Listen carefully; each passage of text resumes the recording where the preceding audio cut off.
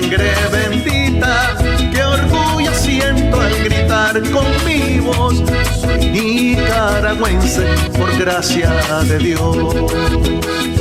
Para lograr transformaciones estructurales y sociales en Nicaragua, tenemos que hacer las cosas diferentes. Conocer la verdadera historia nos llevará a construir una sociedad justa y equitativa y sin caudillos. Comparte con nosotros tus puntos de vista, análisis y las cosas como deben ser. Una hora con Álvaro Somoza. Un podcast de la Alianza por la Libertad de Nicaragua. Suscríbete.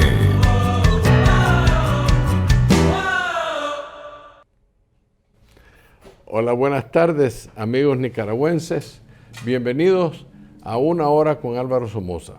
Un programa distinto, no es politiquería, no es sanganada. Aquí estamos hablando la verdad histórica y la verdad actual. Muchas gracias por dejarnos entrar en sus hogares y hoy les tengo una gran sorpresa. Vamos a tener una entrevista de alguien muy especial para mí y alguien que nos va a iluminar muchas cosas del pasado. Tengo que tristemente informarle a la comunidad, que yo creo que ya lo saben, que Monseñor Álvarez, por supuesto, fue devuelto a la Modelo porque él rehúsa obtener, yo diría, obtener su libertad a costillas de irse al exilio. Entonces, lo devolvieron a la Modelo.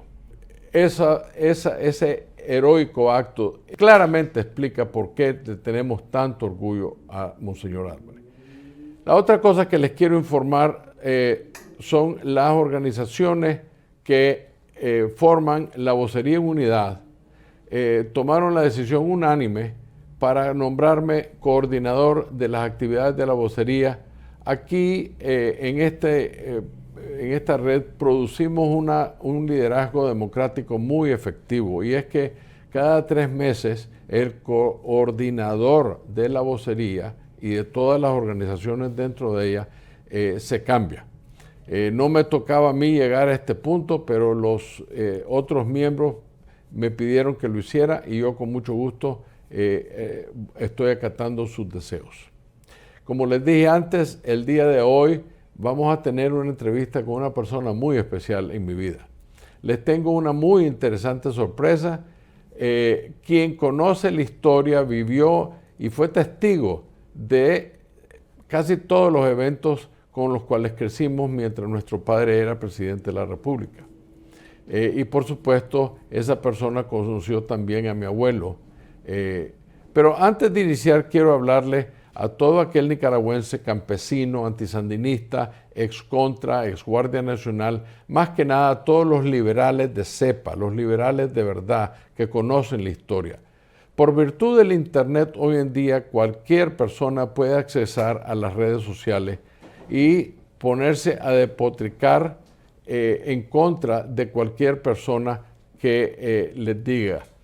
Esa es una tristeza, porque a esas personas, esos detractores, esos locutores, esos falsos profetas, no los conocen, pero son divisionistas quienes en el fondo lo único que buscan es fama y plata, a costilla de la integridad y la dignidad de aquellas personas intachables quien ellos jamás podrían igualar. No dejen que esos que dicen estar a favor de la unidad, de oposición, sigan dividiendo la base del pueblo liberal nicaragüense. No se dejen engañar con mentiras, insinuaciones e indirectas. Les traigo, lo trágico de esas falsedades es que estos personajes pregonan que ellos saben y conocen la historia de Nicaragua y cómo se va a resolver el problema. Pero les pregunto, ¿han escuchado alguna vez alguna propuesta de esta gente? A mí me están atacando hoy en día porque le he informado a la comunidad la verdad, que el gobierno de los Estados Unidos y la Unión Europea no están interesados en resolver el problema nicaragüense militarmente, no quieren. Nosotros queremos, todo nicaragüense que ha sufrido las barbaridades, la crueldad del sandinismo, queremos sacar a estos zánganos con plomo. Pero no se puede porque no tenemos ni el capital ni el país donde establecer los campamentos, pero el deseo lo tenemos todos los nicaragüenses, incluyéndome a mí. y siempre lo he dicho. Es más, he dicho que la forma de sacar a Ortega es a través de una operación Noriega. ¿Por qué? Ellos tienen un deber moral, porque ellos ayudaron a instalar a Ortega. Entonces, yo no quiero ver en Nicaragua más muertos nicaragüenses, no quiero ver las barbaridades. Ya está cansado el pueblo de esas roconolas que pasan hablando todo el día de lo que hacen los sandinistas, pero no ofrecen una tangible propuesta de cualquiera de ellos para recuperar la democracia en Nicaragua. Así, los nicaragüenses amantes de la libertad, los afiliados de la Nicaragua Freedom Alliance y aquellos en la vocería de unidad de oposición, estamos todos claros que tenemos que hacer un esfuerzo para resolver este problema, no solo estar hablando mal del enemigo, del adversario. Bueno, habiéndole dado ese aviso, les quiero decir que es hora de iniciar la sorpresa que voy a entrevistar hoy en día. Hoy voy a tener el gran gusto y el mucho orgullo de que me acompañe mi hermana Salvadora Somoza Urcullo. Bienvenido, Salva. ¿Cómo estás, amor? Encantado de verte. Salvadora no está aquí en el estudio conmigo, solo estoy yo, pero ella la tengo remoto y nos va a entrevistar. Salvi, quisiera preguntarte, contanos un poquito de tu juventud, que yo la conozco, ¿verdad? Pero obviamente la audiencia quiere saber quién es la Salvadora Somoza Urcullo. Bueno, gracias por invitarme al programa. Y te quiero decir que admiro muchísimo tu ambición por querer ayudar a la libertación de Nicaragua. Así que es un honor para mí estar en tu programa. Repetime la pregunta, Álvaro. Es que quería que nos contaras un poquito de vos, de tu juventud, de tu vida. ¿Quién es la Salvadora Somoza Urcullo? Bueno, yo nací en Nicaragua. En ese entonces, cuando éramos pequeños, vivíamos en la curva con mi abuelo Tacho. Bernabé, los 4 primeros hermanos nacimos en la casa. Mi tío Fernando Vélez Páez. Mi tío Fernando Vélez Páez era cirujano y él llegaba a la casa cuando ya mi mamá tenía los dolores y mi papá era su asistente. Mi papá nos bañaba y hacía todo el show de ser el enfermero y siempre con muchísimo amor a sus hijos. Después cuando creo que cuando nació Álvaro fue el primero de nacer en la presidencial. Sí, el único, porque después vino Fernando y ya nació en el Hospital de Seguro. Así es, correcto. Gerardo, no sé, creo que Gerardo nació también en el hospital. En hospital. Y Eduardo igual. O sea que sí. Los 4 mayores, es que hay que decirle a la audiencia que cuando mis padres se casaron, vivieron pues mi mamá con sus suegros, mi papá con sus padres, en la residencia del jefe director de la Guardia Nacional, que en ese tiempo era el general Somoza. Años después subió a la presidencia y estando ahí nací yo y luego vino, bueno, mi mamá tuvo un problema después de mí, por eso hay 3 años de diferencia entre Fernando y yo. Fernando, Gerardo y Eduardo, los 3 menores, nacieron ya en hospital. Pero contame, Salvi, un poquito, una vez que salimos de ahí y te fuiste a estudiar, ¿qué perseguiste? ¿Qué carreras andabas buscando en ese momento? Pues en realidad salí de Nicaragua a los 12 años a una escuela religiosa, secundaria, sí, y ahí pasé 5 años con un gran compañerismo de muchachas toditas católicas y fue una experiencia increíble para mí porque toda mi vida en Nicaragua había vivido como en una jaula y como un pájaro que no sabe que la vida es distinta porque naciste en una jaula. Entonces, el tener la libertad en los Estados Unidos y conocer otros mundos fue fascinante para mí. Después, cuando me gradué de high school, ya había muerto mi papá, entonces mi mamá pensó que no estaba preparada por el shock de la muerte de mi papá, que no estaba preparada para ir a la universidad. Entonces me fui a pasar un año a Suiza a un finishing school y después me vine de regreso para Nueva York y fui al Parsons School of Design. Después me fui a New York University y ahí fue que conocí a mi marido, el padre de mis hijos. Tengo 3 hijos. Una hija que vive cerca de mí en Naples.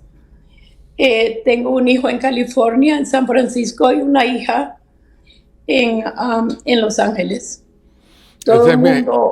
Esa es mi ahijada, la Tessa. Sí. ¿Cómo los vine a hacer a esos muchachitos? Parece mentira Sí. que ya son adultos y que tienen hijos y que vos sos abuela. Bueno, te voy a contar una gran historia. Mi hijo que se acaba de casar ya embarazó a su esposa y ya nos van a Wow. dar un premio de ser abuelo. Niño, no sabía. Felicidades. Mi primer nieto, gracias a Dios. Entonces, Salvi, ¿cómo fue los años que viviste bajo el techo del abuelo Tacho? ¿Cómo fue tu infancia alrededor del abuelo? ¿Cómo te trataba él? ¿Cómo te educaba? ¿Cómo era él? Danos esa parte de tu visión de lo que era el general Somoza García. Bueno, la primera vez que yo recuerdo que me di cuenta de que éramos una familia diferente fue cuando tenía como 5 años y iba en el carro con mi abuelo y mi papá. Yo estaba en el centro de los dos. Entonces empezaron a hablar de que estaban por primera vez usando este carro que era blindado. Entonces yo les pregunté qué quería decir blindado. Entonces me dijeron que era para protegerse de los tiros. En realidad, para una niña esto fue bastante chocante porque realicé que obviamente estamos en peligro y pues eso fue un pequeño shock, que con años me recordé de esa historia, pero me imagino que por muchos años lo había escondido en el corazón porque era una experiencia algo fuerte. Mi abuelo siempre fue un abuelo súper cariñoso. Tenía especialmente cariño por Bernabé y por mí porque vivíamos con él. Y amaba a mi mamá. Mi mamá y él tuvieron una gran relación, a pesar que mi mamá, la familia de mi mamá no había sido somocista per se. Así que después, mi abuela Salvadora también fue una gran influencia en mi vida porque fue una mujer muy fuerte y siempre me quiso mucho. ¿Qué más te podría decir de mi abuelo? Hay tantas memorias, pero lo importante es ese sentido que contás de que era un hombre dulce. Yo me acuerdo, una pequeña anécdota, pues que llegó a recogernos al chalet, cuando ya nos fuimos de la presidencia. Vivíamos en una casita que había comprado mi papá a la orilla de la embajada americana, En la laguna de Tizcapa. a la orilla de la laguna de Tizcapa. Y me acuerdo que mi abuelo llegó, fíjate que yo tenía 4 años, mi abuelo llegó y le dijo a mi mamá: dame los chavalos que voy para La Calera. La Calera, aquel ojo de agua que queda por la Escuela de Agricultura, ¿verdad? Por el aeropuerto. Y entonces mi mamá le dijo: ay, general, no les he empacado nada. Ay, déjalos que se bañan desnudos en calzoncillos. Y así nos llevó. Nos fuimos vestidos con unas toallas y llegamos a La Calera y por supuesto todo el mundo en pelotín chungumulung al agua, que era divina aquella presa que hicieron. ¿Te acordás vos de la calera? Perfectamente. Y me acuerdo también de cuando el presidente, no, yo creo que era vicepresidente Nixon, ¿no? Sí, Nixon Contar ese llegó. cuento que es muy ameno. Es que esa historia fue interesante. Yo me encontré con el presidente Nixon en los años 80, por decirte, en un restaurante muy pequeño, muy histórico, en las afueras de Filadelfia. Y cuando yo lo veo en el restaurante con su hija casada con el nieto de Eisenhower, a las personas que están conmigo les digo, miren, ahí está Richard Nixon con la Trish y el hijo, el nieto de Eisenhower. Entonces me dijeron que no. Yo no les hice caso. Seguimos hablando y de repente se deja venir, va a salir. Y yo me puse de pie. Cuando lo veo, él inmediatamente se vino y me saludó. Hola, ¿qué tal? Le digo, yo soy Álvaro Somoza, hijo de Luis Somoza de Nicaragua. Y entonces se echa para atrás, me agarra de los brazos y me jala. Y me pega contra él y me da un gran abrazo. Oh my God, me dice, qué buena noticia, qué bueno esto, pero con una excitación salvadora. Y le presenté pues a las personas que estaban ahí. Y entonces él, muy amenamente, agarrándome del brazo, así queda viendo a los que están en la mesa y les dice, ustedes saben inglés, ¿verdad? Ustedes saben que fui skinny dipping con el papá de este muchacho. Skinny dipping es cuando te tiras al agua sin calzoneta, vas desnudo.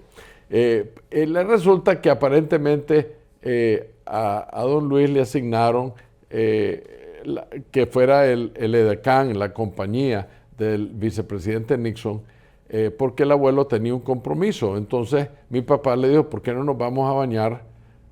Va a estar cerca del aeropuerto, ahí hay un lugar muy sabroso. Entonces, de vuelta, no tenían calzoneta, entonces se tiraron, Richard Nixon se tiró a bañarse en pelotín ahí en Nicaragua. Me lo dijo él, hay testigos de esa historia. Pero fue muy bonita ese encuentro con Richard Nixon. Fíjate cómo es la vida, Salvador, cuando se despide de todos, camina 4 pasos hacia la puerta y de repente se para, se voltea y nos dice a todos, esos hermanos Ortega son un par de payasos. Así, con esas palabras en inglés, ¿verdad? Those Ortega brothers are a couple of clowns. Yes, sir, le digo yo, absolutely. Entonces dio la vuelta y se fue. Pero desde entonces tienen la reputación estos señores de ser payasos, que no les importa la nación ni el desarrollo, lo que les importa es su ego y la bolsa. Pero bueno, ¿qué se va a hacer? Mira, Salvi, ¿qué cambió para nosotros cuando mi papá era presidente? ¿Qué sentiste vos después de la muerte del general Somoza García y ascendió a la presidencia don Luis? ¿Qué sucedió en tu vida? ¿Qué viste? ¿Qué fueron esas experiencias? Porque estuvo 6 años en la presidencia, del 57 al 63. ¿Qué crees vos que fueron tus impresiones de esos años? Pues en realidad solo pasaba los veranos en Nicaragua y en realidad cuando yo empecé a conocer a mi papá bien fue después que dejó la presidencia, porque tenía más tiempo de pasar con nosotros y yo era mayor y más madura para tener un verdadero impacto de mi papá en mi vida, ¿no? Entonces, yo me acuerdo en el colegio cuando me dijeron que ese día era el día que mi papá dejaba la presidencia. Fue el día más fabuloso para mí porque mis compañeras compraron una botella de champán en la escuela y era prohibido tomar en la escuela. Entonces nos metimos en un baño a celebrar que mi papá ya no era presidente. Entonces fue un día súper fabuloso. Y es que sabes, Salvador, hablé con mi papá en Nicaragua. Dijiste una cosa que creo que la audiencia debe reconocer, porque tal vez muchos no creen eso, que para nosotros salir de la presidencia, de toda la pompa y ceremonia, los guardias, los custodios, todo eso, fue un gran gusto, porque por primera vez nos sentimos ya ya adolescentes serios, pues muchachos casi llegando a ser hombres, nos sentíamos que tuvimos una familia. Cuando vivimos en Casa Colorada, aunque mi papá siempre nos llevó a la finca y ahí, pero siempre andábamos rodeados de políticos, de militares o de custodias y cosas por el estilo. Entonces era una vida pues incómoda, como dice Salvador, hasta después que lo vimos ya como civil, como hombre de un agrónomo, agricultor, entonces lo veíamos más como un padre, no como una figura política. ¿Ese sentimiento lo tuviste vos? Sí, y también recuerdo que mi papá, eso lo había hablado con vos, Álvaro, de que mi papá y mi tío Tacho eran gente de una generación que vivían trabajando. Mi papá se levantaba a las 6 de la mañana y me recuerdo a mi papá con un teléfono a un lado y el otro colgado en el hombro. Y desde las 6 de la mañana hasta las 11 de la noche ese hombre estaba trabajando. Sí. Y mi tío Tacho igual, eso tenían en común, tenían una, Ética de trabajo. una ética de trabajo increíble. Eran gente que leían, que se informaban. Y yo creo que la gente en Nicaragua a veces no realiza lo importante que es tener una educación y poder manejar un país, porque no es asunto simplemente de coger las armas y decir aquí estamos, vamos a manejar el país. Se necesita más educación que todo eso, ¿verdad? Sí, en realidad también has dicho una cosa muy seria y mucha verdad.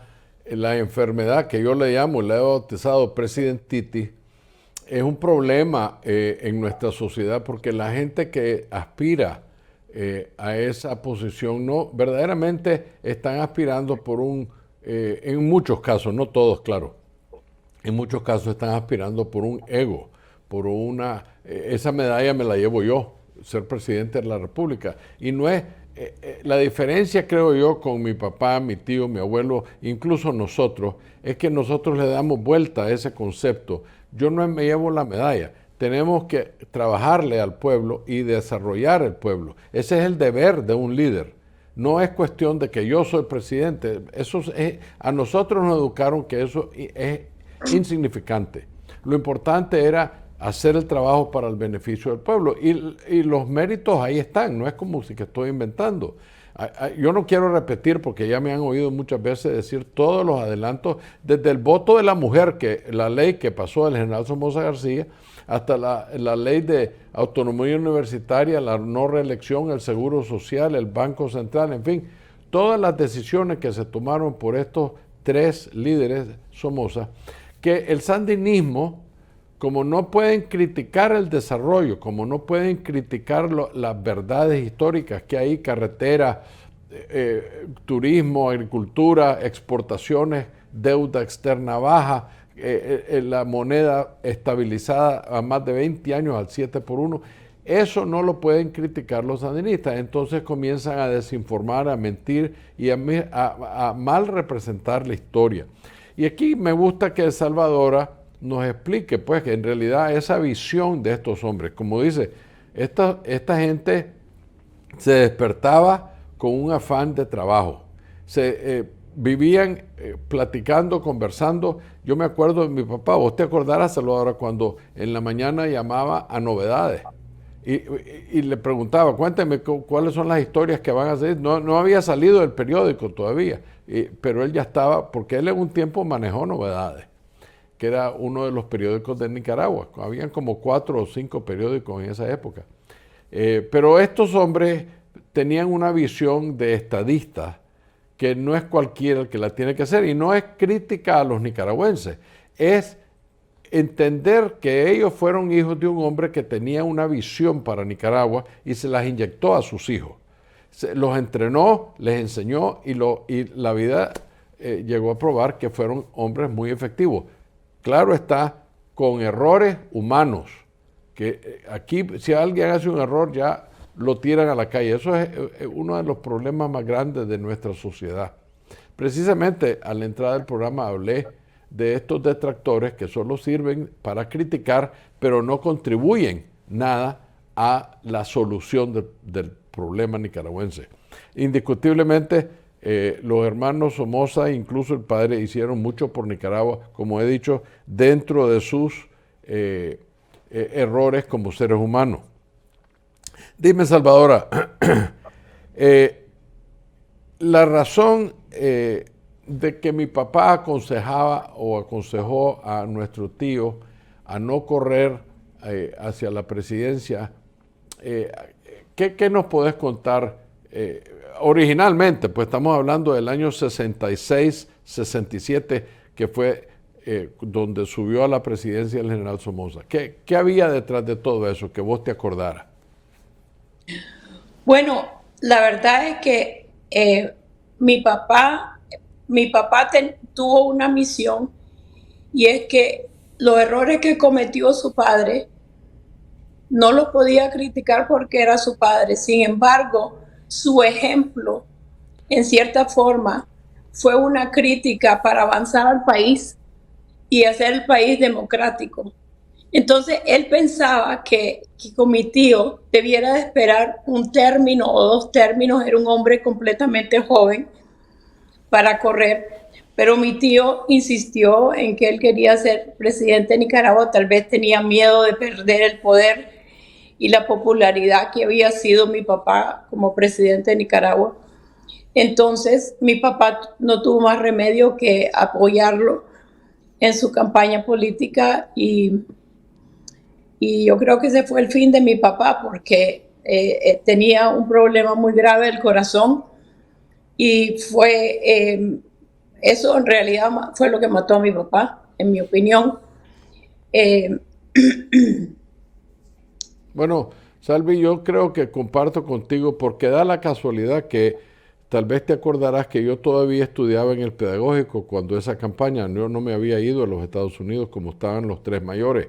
Bernabé, Salvadora y Luis ya estaban estudiando en los Estados Unidos.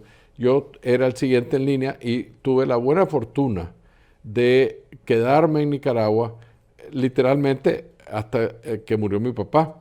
Pero en esos 2 años, 6-6 y 6-7, yo vi ese sacrificio que hizo Luis Somoza. Imagínense ustedes tener que hacer una gran labor cuando no querés hacerla. O sea, estás en contra de tus deseos, pero tenés que hacer una buena labor. Y eso yo lo vi. Yo vi el sufrimiento de mi padre porque no pudo convencer a mi tío de que era el momento inapropiado para que él subiera. Incluso me acuerdo claramente la frase: ve, Tachito, espérate un periodo presidencial o tal vez 2, vos sos joven, estaba en sus años 40, pudo haber esperado hasta los 50 y pico, pues, para correr, y hubiese sido mucho mejor en todo sentido. Primero hubiera demostrado que si el Partido Liberal o el Partido Conservador podrían nombrar a buenos presidentes no Somozas, como fue el doctor René Schick, que fue el paso más importante que hizo mi papá, como él decía, siendo el puente entre el gobierno autoritario de su padre y la incipiente democracia que él fomentó. El doctor Humberto Vélez siempre ha dicho que lo que más le llama la atención de Luis Somoza es el enorme amor que tenía por Nicaragua y los nicaragüenses, porque le montaron 6 o más revoluciones y en su presidencia dio 6 amnistías. O sea, claro, los alzados con armas eran capturados, eran pasados por un juicio, y a los 2 meses don Luis les daba la amnistía y volvían a la ciudadanía normal, sin persecución, sin nada así. Ese esfuerzo de democratizar a Nicaragua es lo que creo yo que admiro más a nuestro padre. No sé si compartís conmigo, mi amor. ¿Qué decís? Sí, yo creo que mi tío, al final, a pesar de que la familia, mi mamá, todo el mundo le había aconsejado que después de haber tenido un infarto, que era el momento ideal para salir de Nicaragua, yo creo que él no encontró salida. no es que no quería salirse, pero yo creo que él no encontró salida porque había un vacío increíble político de Nicaragua que él mismo lo había creado. Entonces era como un venado entre su huerta, hasta que finalmente tuvo que dejar el poder a la fuerza. Y fue triste, pues, porque las cosas buenas que hizo como que se han Fueron olvidado borradas. completamente. Sí, Así es. fueron como borradas porque la gente, los humanos tenemos la tendencia de fijarnos más en los errores que en los aciertos. Tristemente, pues, pero yo puedo nombrar y estoy seguro que la gente se acuerda de los proyectos de invierno, los paniquines del INSEI, la eliminación del Tratado Chamorro-Bryan. O sea, don Tacho hizo un poco de cosas magníficas. De vuelta, con la misma filosofía y entrenamiento que recibió su hermano. Pero el problema que yo creo que mi tío tuvo es que no quiso acatar los consejos de su hermano en términos de los tiempos. En toda la vida, siempre los tiempos son muy importantes. Si un candidato se lanza prematuramente, no va a ganar. Y si se lanza muy tarde, va a perder el tren. Entonces, en la política, los tiempos son importantísimos. Y creo que mi tío mal juzgó esa parte de la política. No quiso entender que esperar era la mejor cosa. Hay una anécdota que va a salir en la biografía de que la cuenta Poncho Calleja, donde en Nueva Orleans, en el año 65, ya se hablaba pues de que mi tío quería correr. Mi papá acompañó a unos agricultores de Occidente a Nueva Orleans para hablar con la Chiquita Banana, y ellos le pidieron la compañía porque era un hombre que había desarrollado la industria bananera en Nicaragua, era agricultor, un ingeniero agrónomo, y había sido presidente. Entonces era un embajador natural para llevar a todos estos productores chinandeganos para que la Chiquita Banana les pusiera atención. Entonces, en uno de los almuerzos con los nicaragüenses, había aquellos que estaban tratando como persuadir a don Luis que dejara que don Tacho corriera. Y el argumento de mi papá les dijo: miren, ninguno de ustedes conoce a Tachito como lo conozco yo. Yo estoy de acuerdo con ustedes, es un hombre muy bien leído, muy bien preparado, con una disciplina de trabajo fenomenal. Pero esa no es la óptica bajo la cual yo estoy viendo el problema en Nicaragua. La óptica es que el pueblo ya está cansado de los Somozas en la presidencia. En el año 65 se lo dijo a ese grupo de agricultores de Occidente, y entre ellos está el ingeniero Callejas de Chong, Alfonso Callejas de Chong, un gran amigo de mi familia, un gran amigo mío, aunque podía haber sido mi padre, pero yo me hice muy amigo de él en el exilio, lo quise mucho, quiero mucho a su hijo, que es un buen compañero mío de mucha vida, y a su hija también. En fin, yo conozco muy bien esa familia y fue interesantísimo oír las anécdotas de ese señor. Salvi, contanos un poquito, ¿por qué?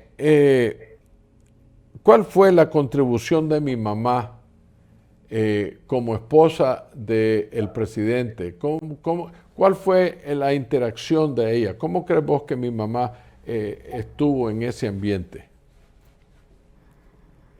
Bueno, mi mamá y mi papá tenían una magnífica relación.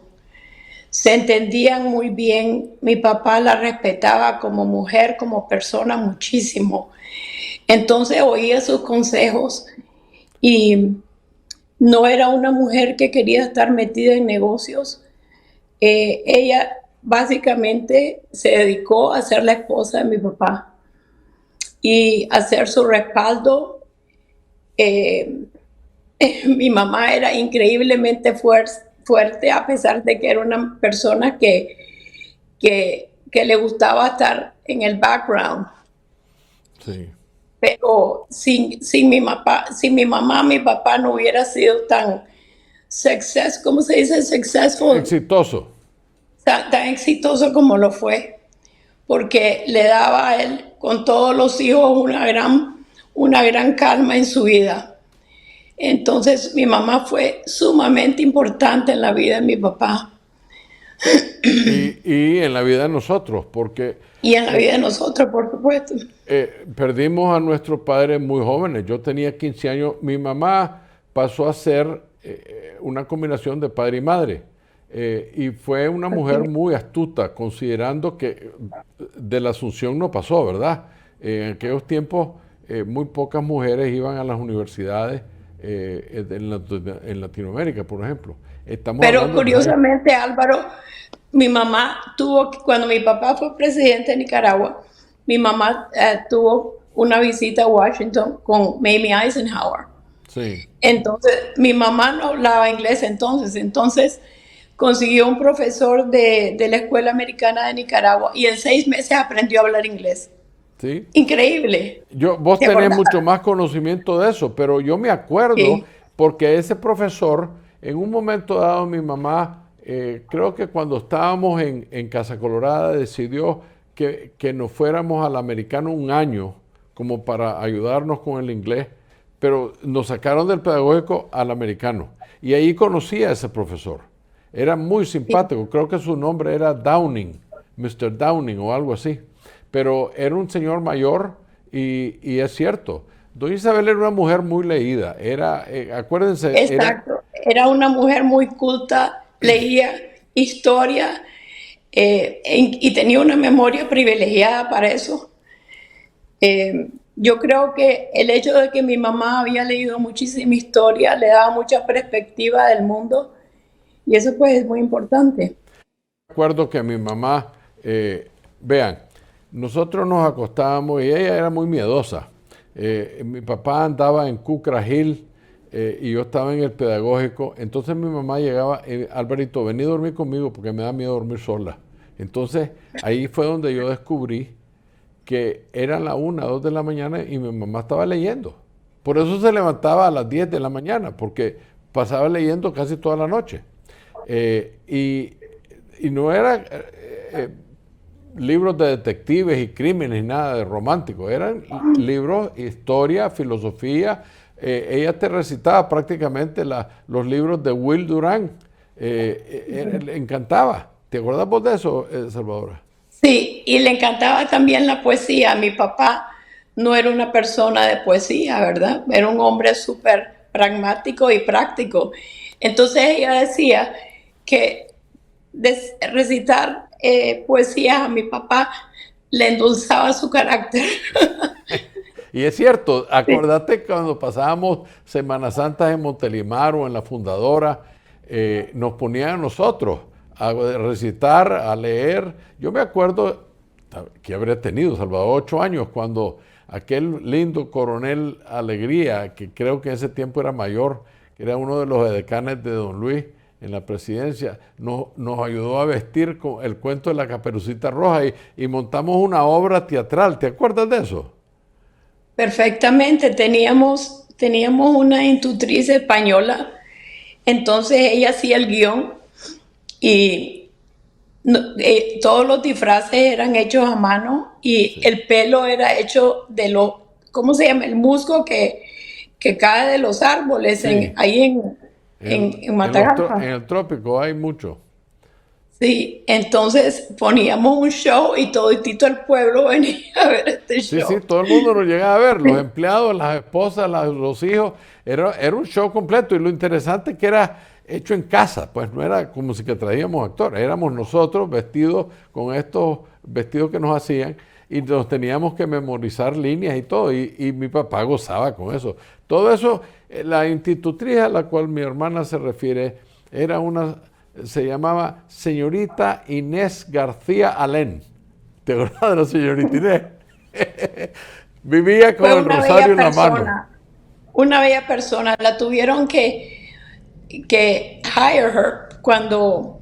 La tuvieron que poner a trabajar como institutriz con nosotros porque mi papá y mi mamá ya estaban en la presidencia y no nos podían aplicar tanto tiempo. Entonces esta mujer fue maravillosa porque ella no tenía partido, ella a todos nos quería de la misma manera. Entonces, yo como era una niña hiperactiva, entonces ella me enseñó a tejer para calmarme la actividad y, Era y muy tengo los cristiana. mejores recuerdos. Años después, cuando yo ya tenía como 17, 18 años, estaba pasando una temporada en España y con mi tío Vicente, el hermano de mi mamá. Entonces yo no sé cómo ella se dio cuenta que yo estaba en Madrid y me vino a ver. Y fue un día Qué fabuloso lindo. para mí porque se casó y se casó con un viudo que tenía 8 hijos. Entonces me sentí tan feliz con ella porque le encantaban los niños. Sí, ella era una mujer encantadora, muy cristiana, muy católica. Vivía con el rosario en la mano y nos Sí. hacía hacer las tareas de catecismo y qué sé yo, del pedagógico. La señorita Inés, yo me acuerdo, tal vez vos no te acordás, Salvadora, cuando mi papá estaba haciendo Altamira, que tenía una camioneta GMC Zancona, de aquellas altas de aquellos tiempos. Y en el último asiento, fíjense bien, sin aire acondicionado, en el último asiento atrás iba sentada la señorita Inés y mi mamá embarazada, tejiendo aquellas agujas larguísimas que tenían. Y entonces a veces la camioneta pasaba en los fangales del Sonsocuite de Altamira y brincaba y se movía y mi mamá decía, Luis, por favor, nos vas a matar. Y entonces mi papá le decía, eso es masaje para las tejedoras. ¿Te acuerdas de ese cuento? Había mucho humor, mucho cariño, verdaderamente mucho amor en nuestra familia. Eso fue una de las grandes lecciones que nos dieron. La, Y yo creo que la otra lección es que la gente tiene la impresión de que nosotros vivíamos con un gran lujo. Mi papá y mi mamá gastaban nuestra educación porque lo consideraban súper importante, pero por ejemplo, si yo le pedía una cosa especial a mi papá, como una vez le pedí un tocadisco, y entonces me dice, pero si ya tenemos un tocadisco en la sala, pero decía, pero papá, no te gustan los Beatles, no los puedes escuchar. Entonces, bueno, me dice, anda con el chofer a ver cuánto cuesta un tocadisco. Imagínate vos. Yo creo que gasté $50 y le parecía carísimo aquello. Entonces, todo lo que la juventud viene hoy con Gucci, con esto, eso yo jamás lo conocí. Nuestras vidas eran nunca. completamente sencillas. Yo he contado la anécdota que el zapato más caro que tenía mi papá era Floorshine, que era el zapato Verídico, de cualquier hombre. verídico. Nunca anduvo con tufos de Gucci, Pucci, todas esas locuras. Nada. Los trajes de sacos de mi papá se los hacían en Managua, diferentes sastres. No, pero este cuento de mi papá es como bastante divertido. Cuando mi mamá iba a hacer un viaje, yo creo que fue para México, de un viaje presidencial, entonces mi mamá se compró unos vestidos de diseñador, de Dior y yo no sé qué. Entonces mi papá, claro, estaba contando lo que le iba a costar todos estos vestidos de mi mamá. Entonces mi mamá se los modeló en la casa y entonces mi papá decía, 2 vacas, 3 vacas. ¿Te acordás, Álvaro? Perfectamente. Sí. Es que es necesario que la audiencia se acuerde que don Luis y don Anastasio y mi tía Lilian, pues, no nacieron en lujo. Aunque eran hijas o nietos de los de baile de León, mi abuelo Tacho era un hombre muy frugal, no era un hombre que gastaba a lo descosido. No tenía esos afanes y se los pasó. Mi papá nos contaba que él muy pocas veces se levantó con regalos de Navidad, en Navidad, ¿te acuerdas? Y por Verídico, eso, él siempre recordaba con muchísimo cariño a mi tío Henry de baile, mi tío Luis Manuel, porque ellos estaban estudiando para ser médicos en Filadelfia. Y entonces cuando venían a Nicaragua le traían los regalos a mi papá y a mi tío Tacho porque mi abuelo y mi abuela no les compraban muchos regalos. sí, Y mi papá siempre se acordaba lo lindo que habían sido los tíos con ellos. los tíos, sí. Es que en Sí, realidad esta generación de hombres y mujeres fueron educados con otros ideales, un concepto de amor a la patria que se ha perdido completamente el patriotismo. A mí me da risa cómo hay todos estos locutores en las redes sociales que viven vociferando horrores contra otras personas, supuestamente están para ayudar a la unidad de Nicaragua y no hacen nada, solo serrucharle el piso a la gente. Y eso es una tragedia, porque no vamos a poder unirnos y pelear contra el sandinismo. Y no estamos hablando de armas ni nada, estamos hablando de unidad nacional por el divisionismo de estos detractores que viven criticando y no ofrecen ni una letra de una posible solución. Entonces... No, yo creo que agua, ya sea en la ciudad como en los pueblos, hay líderes. Lo que claro, están callados por miedo. Y los nicaragüenses tienen que comprender, no se unen como hermanos, ya sean amigos, enemigos. Si no se unen como hermanos nicaragüenses, Nicaragua se va a quedar en un horror toda la vida, porque la política de este país no es igual a la política de hace 50 años. Ya Nicaragua no es interesante para los americanos. Los americanos siempre se han interesado en América Latina cuando les conviene, como ahora que están metidos en Ucrania, porque no por grandes ideales, sino que simplemente porque les conviene estar metidos ahí. Así que verdaderamente mi consejo para los nicaragüenses es que se unan por patriotismo, para simplemente decirle a los Ortega, mire, señores, ya es hora que ustedes se marchen de Nicaragua porque han destruido completamente al país. Así que, Salvadora, ¿cuál ha sido tu realidad por llevar el nombre Somoza? ¿Cómo te ha afectado positiva y negativamente llevar el nombre Somoza? ¿Y qué lecciones has aprendido por esa realidad? En realidad, como he tenido la suerte de que es verdad que soy Somoza, pero nunca me he sentido en realidad Somoza porque no llevo el nombre, porque he estado casada con otro apellido. Entonces he podido, claro, cuando vine a Miami y ya estaba divorciada, pues como que empecé a realizar que yo era Somoza otra vez. Y mi experiencia siempre ha sido positiva, porque la mayoría de la gente se siente con orgullo de esta familia, y los que son enemigos, cuando te llegan a conocer que son un ser humano como el resto de la gente, pues también he sido aceptada. Tengo amigos que han sido sandinistas, así que yo respeto a todo el mundo en Nicaragua. Ya sean sandinistas o no sean sandinistas, son hermanos nicaragüenses. Así que llevo mi nombre Somoza con mucho orgullo y eso es todo. Mira, Salvi, te voy a contar una anécdota que viene muy a propósito de lo que estás hablando. Yo he tenido la buena fortuna de entrevistar y conversar en privado, y no puedo decir nombres por respeto, con 2 o 3 de los que cayeron presos en ambos lados, en el Chipote y en Casa, en esta redada del sandinismo.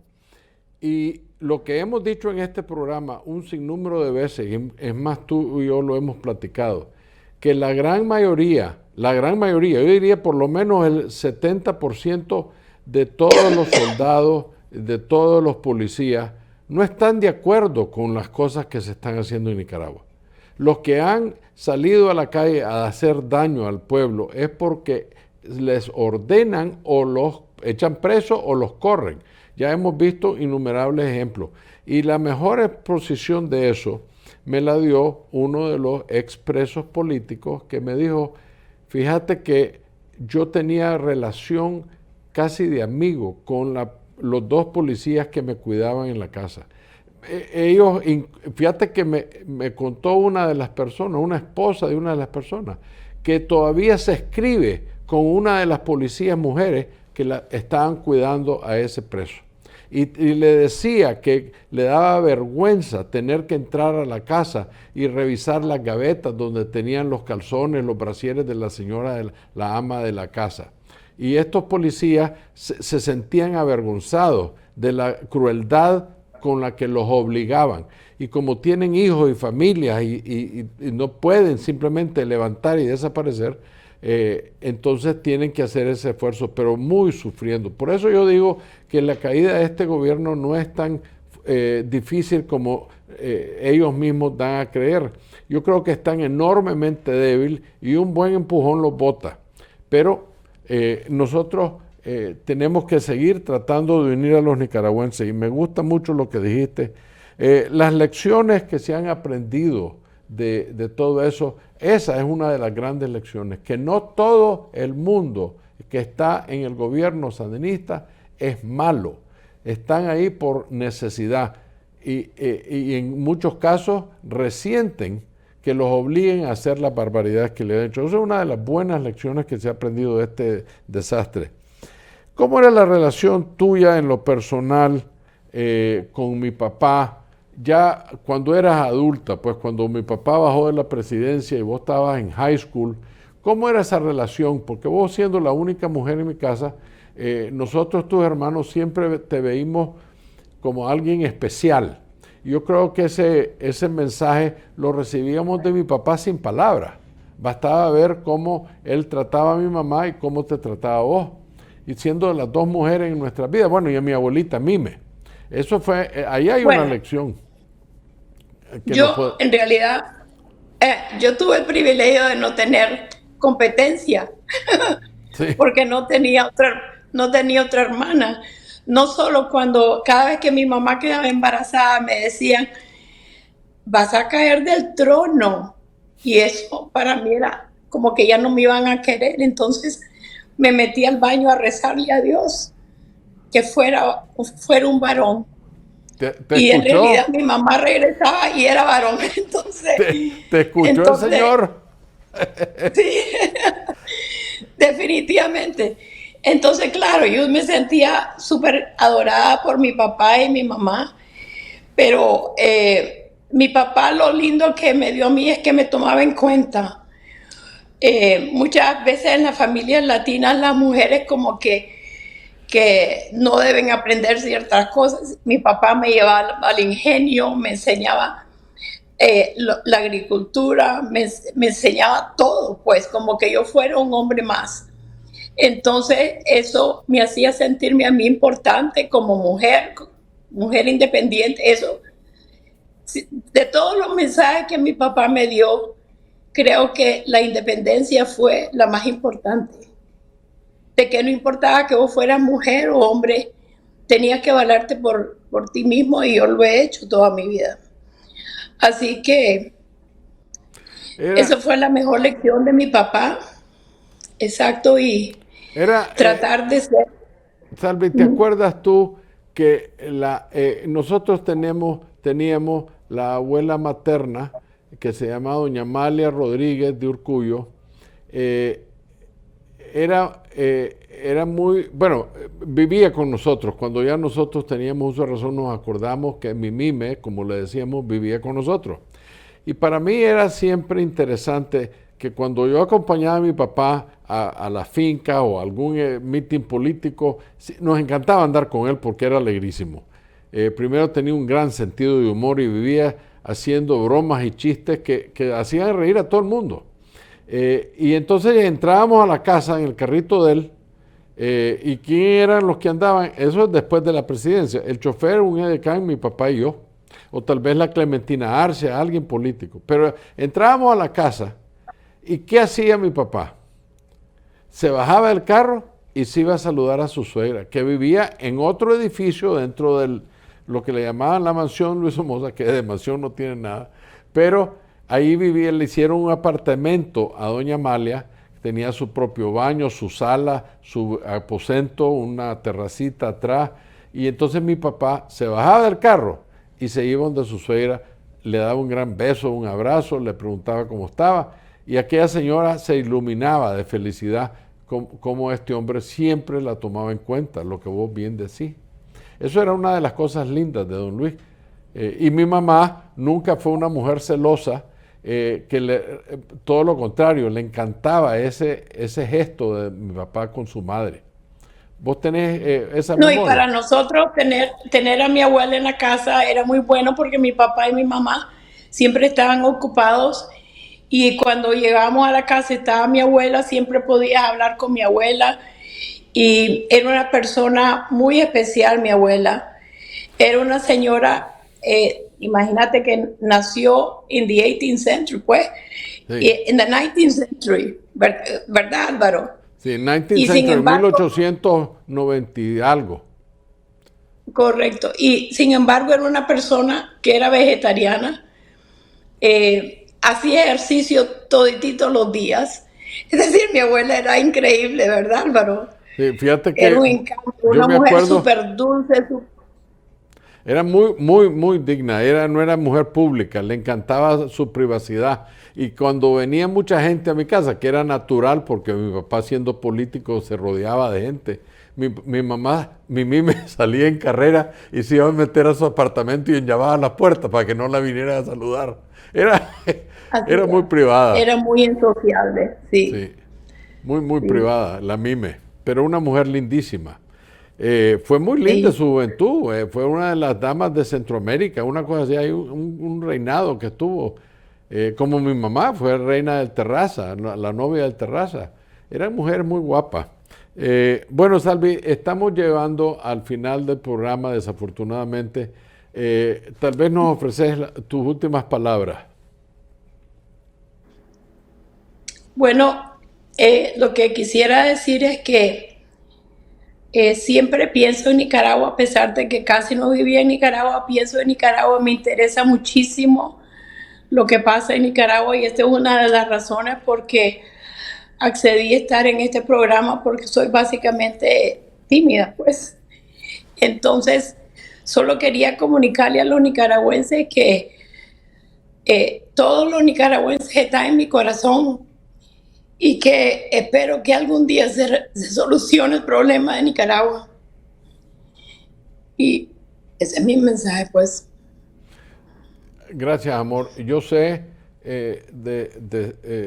ciencia muy cierta que mi hermana es alguien que adora Nicaragua, adora la memoria de Nicaragua, los nicaragüenses. Nosotros fuimos criados parcialmente por gente muy humilde. Salvadora, mi hermana, hasta el día que murió, mantuvo a su china, ella se llamaba Alicia Lorillo y le decíamos la Licha, así fuimos nosotros con las personas que nos rodearon. Todavía cuando regresé a Nicaragua después del exilio y viví un tiempo, 20 años, últimos 20 años allá, llegaba a mi casa todos los días a desayunar conmigo un señor que se llamaba Marcos Raudes y Alfonso Fariña. Alfonso era el chofer de mi mamá y Marquitos Raude era uno de los empleados de la casa, humilde, era un agricultor, un hombre que sabía de ganado, entonces era lindo andar con él, pero era un hombre humilde, originalmente era del lado de Masaya y a los 6 años se fue a una finca de nuestro abuelo Clodomiro Urcullo, que fue ministro de Educación del presidente de esa casa. Yo no sé si sabes, pero él era el chaperón de mi mamá y mi papá cuando mi papá y mi mamá empezaron a salir antes de casarse. Exactamente, Sí. exactamente. Y por eso es que conoció mucho a mi papá y años después le trabajó a mi papá en Altamira. Era uno de los capataces que hacía las rondas y limpiaba, desmontaba los potreros, que eran fincas grandes. Y este hombre con una cuadrilla de 30, 20 hombres se limpiaba los cerros donde el ganado iba a pasar los inviernos porque era muy húmedo, caliente y para la bajura. Entonces lo subíamos a unos cerros ahí en Boaco. Y Marquitos Raude. Esas eran personas que comprendían y sabían la verdad. Fue una lástima perderlos, pero la vida es así. Ambos fallecieron después de los 90 y pico de años. Pero fue lindo verlos pues, después del exilio. Salvi, te agradezco mucho. Ha sido y quiero que la audiencia sepa, Salvadora es quizás mi más cercana colaboradora y consejera. Tiene un talento profundo porque tiene la gran capacidad estudiada y la vida le ha enseñado muchísimo. Entonces yo me siento protegido cuando ella está a mi alrededor. Te agradezco mucho estar conmigo. Gracias, amor. Te agradezco que nos hayas acompañado hoy. Dios te bendiga y de vuelta sintiendo mucho la noticia de nuestro gran héroe nacional y eclesiástico, el Monseñor Rolando Álvarez. Dios lo va a proteger y que el Señor nos ayude a sacarlo de esa tremenda prisión controlada por estos sátrapas. Muchísimas gracias a todos los nicaragüenses por escucharnos. Dios los bendiga. Igualmente. Para lograr transformaciones estructurales y sociales en Nicaragua, tenemos que hacer las cosas diferentes. Conocer la verdadera historia nos llevará a construir una sociedad justa y equitativa y sin caudillos. Comparte con nosotros tus puntos de vista, análisis y las cosas como deben ser. Una hora con Álvaro Somoza. Un podcast de la Alianza por la Libertad de Nicaragua. Suscríbete.